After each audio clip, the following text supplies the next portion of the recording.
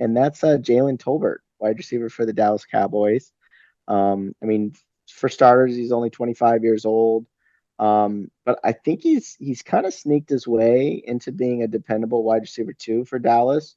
As we know, they're a very pass happy offense, and I think obviously part of that is due to the Brandon Cooks injury. But I mean, let's face it, Brandon Cooks is already on his last legs.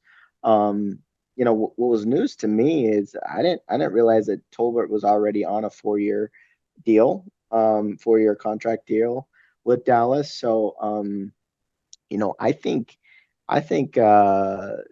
he's got a great chance for the remainder of the year to kind of maybe start putting up some T Higgins numbers with opposite of CD Lamb.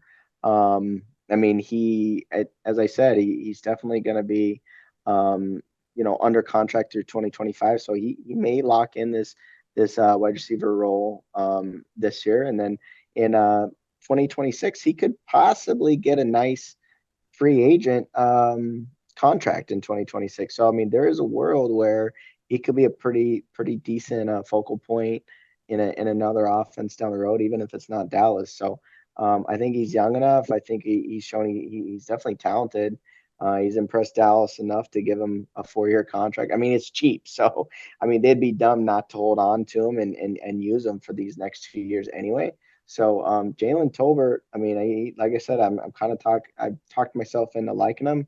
I think he's just kind of been more of a guy on the streets or waiver wire redraft pickup, but I'm kind of thinking about him in Dynasty as well now. Yeah, the opportunity's there for him, just given the injuries to guys around him. And Dak is obviously a capable quarterback, but you never know with a guy like him. But I guess I'm more curious to see what Ethan has to say about this one. What do you think about Jalen Tolbert as the Dallas number 2 receiver at the moment?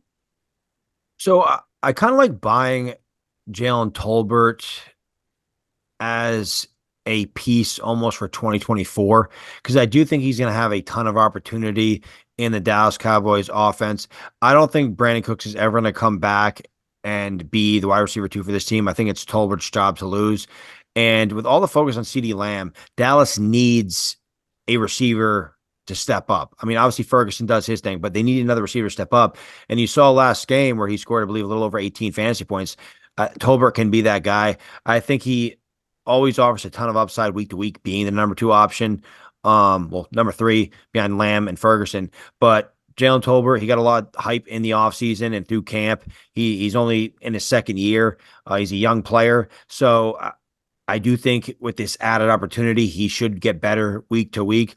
And with a pass-happy offense like Dallas, having a young, explosive receiver like Tolbert, you can maybe throw in your last flex spot. It's not a bad place to be in week to week in Dynasty because I do think he's going to have his blow-up games. Yeah, I can see that coming, and obviously young player, long track record ahead of him or long runway ahead of him to ideally be a productive piece. But whenever you talk about buys in Dynasty, I think the price that you're paying to get this guy on your roster is always a very relevant topic of conversation. So I guess, Aaron, it's your guy. I guess when you think about buying Jalen Tolbert, what are you looking to give up to go get him? Yeah, I mean, here's the thing that I like about him. I mean, yeah, he's not a high, prevalent name in the league. So you can get him really cheap, right? I mean, if you got a bigger deal you're working on, I'm pretty sure you can just add him as a throw in, right? And I think if you guys are already close to getting a deal done, honestly, it can be almost any trade you can think of. I think he can literally be a throw in.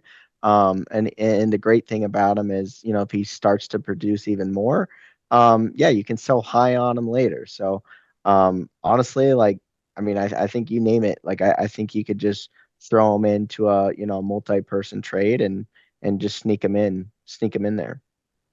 Ethan, do you agree that's probably the best way to go about buying someone like Tolbert? It is probably the best way because when you just go straight up for Tolbert, like a third round pick's not going to do it. I think if I had Tolbert, I would definitely need a second round pick at the minimum, and I would probably want something a mid second round pick. I wouldn't sell him for a late second round pick just because the upside. Because I do think if you do give a mid second round pick to get Tolbert, I mean you do have a chance to have pretty good ROI if Tolbert comes into his own. But the thing with Tolbert, if I was buying him, I'd almost wait a week to see if he doesn't put back-to-back good fantasy weeks together, because in this dynasty landscape, we're so week to week now with fantasy value.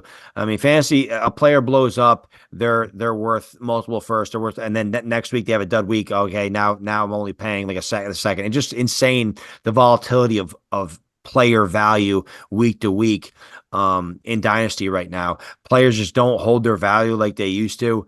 It's what have you done for me lately, and lately is like literally last week. So I would like to maybe wait and see if Tolbert only puts up like an 8 to 10, 12 point fantasy week, something a little minor. You probably can get him a little cheaper just by waiting a week. But I do like the upside. I'd be willing to pay.